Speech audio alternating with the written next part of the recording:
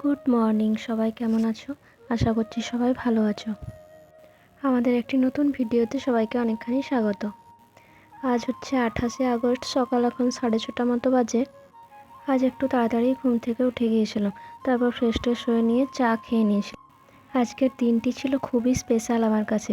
তোমরা ভিডিওর thumbnail and title দেখে বুঝেই গেছো যে আজকে কি ছিল। তারপর আমার বর সকালেই কিছু অর্ডার করেছিল টুকিটাকি, তো সেগুলোই আমি দেখছিলাম। আর তারপর ও গেছিলো একটু বাইরে আরও কিছু দু একটা জিনিস কিনে আনার জন্য। আর আজকে যেহেতু আমার বরের জন্মদিন ছিল, তো ওই জন্য ভেবেছিলাম আজকে সব রান্নাগুলো আমিই করব। তাই এদিকে প্রথমে ভেবেছিলাম একটু পোলাও বানাবো, তো সেই জন্য চালটাকে ধুয়ে রেখেছিলাম। গোবিন্দভোগ চাল ছিল, তো সেটা ধুয়ে রেখে একটু শুকানোর জন্য রেখেছিলাম থালায় মেলে। তারপর এখানে ইন্ডাকশানে কড়াই চাপিয়ে দিয়েছিলাম, তারপর একটু বাটার আর তার সাথে একটু ঘি ছিল অল্প পরিমাণে, তো সেই দুটোই দিয়েছিলাম। আমি যেহেতু এর আগে কোনো দিন পোলাও বানাইনি, তো আগেই আমি দু একটা ভিডিও ইউটিউবে দেখছিলাম যে কীভাবে বানাতে হয়, তো সেটা দেখে পরেই আমি তারপর বানাতে শুরু করেছিলাম। আর এখানে ঘিটা দেওয়ার পরে তারপর কিছুক্ষণ পর একটু ঘিটা গলে যাওয়ার পর ঘি আর বাটার, তো তারপরে একটু হলুদ দিয়ে দিয়েছিলাম। তারপর কিছুক্ষণ ধরে হলুদটা ভেজে নিয়েছিলাম যাতে গন্ধটা না হয়।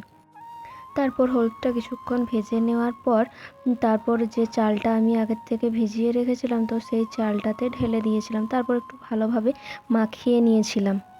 কিন্তু চালটা মাখানোর পর বুঝলাম যে হলুদটা অনেক কম হয়ে গেছিলো, কালারটা ঠিকঠাক আসছিল না। ওই কারণে কড়াইতে যেটুকু ছিল সেইটুকুতেও চালটা দিয়ে ভালো করে আর কি মুছে নিচ্ছিলাম। তারপর আবার কড়াইতে বাটার দিয়ে পর আর একটু হলুদ দিয়ে দিয়েছিলাম। যেহেতু হলুদটা কম লাগছিল, ওই জন্য দুবার করেই হলুদটা দিতে হয়েছিল। তারপর এখন আমি যে চালটা হলুদ দিয়ে মাখিয়ে রেখেছিলাম, তো সেই চালটা কড়াইতে দিয়ে দিচ্ছিলাম। আর তার চালটা দেওয়ার আগেই আমি গোটা গরম মশলাও দিয়ে দিয়েছিলাম বাটারটার সাথে ভেজে নেওয়ার জন্য। তো এখন চালটাকে একটু ভালোভাবে নেড়ে নিচ্ছিলাম, ওই হালকা করে একটু ভেজে নিচ্ছিলাম ঘি আর বাটারের সাথে।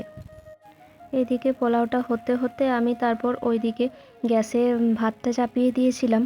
কিছুক্ষণ নাড়াচাড়া করার পর তারপর জল ঢেলে দিয়েছিলাম আর তার সাথে কিশমিশও দিয়ে দিয়েছিলাম।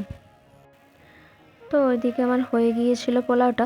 আর তারপর এখানে পায়েস করব বলে এখানে আমি চালটা ভিজিয়ে রেখেছিলাম আর এখানে দুধটা ইন্ডাকশানে চাপিয়ে দিয়েছিলাম। তারপর দুধটা ফুটে যাওয়ার পর চালটা দিয়ে দিয়েছিলাম। এখন আমি চালটা দিয়ে দিয়েছিলাম।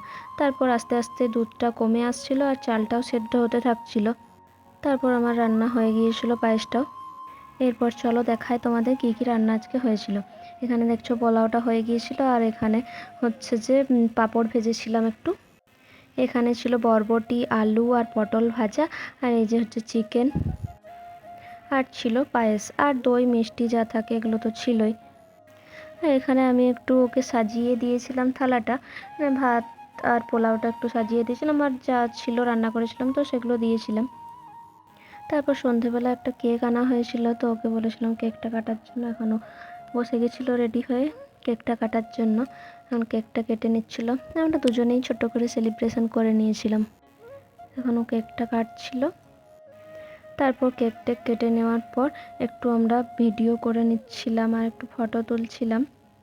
আর তারপর ও হচ্ছে গিয়েছিল একটু বাইরে, বিরিয়ানি নিয়ে এসেছিলো রাত্রের খাবারের জন্য। চিকেন ছিল, ওই জন্য আলু বিরিয়ানিই নিয়ে এসেছিলো। আজকের ভিডিওটা এখানেই শেষ করছি।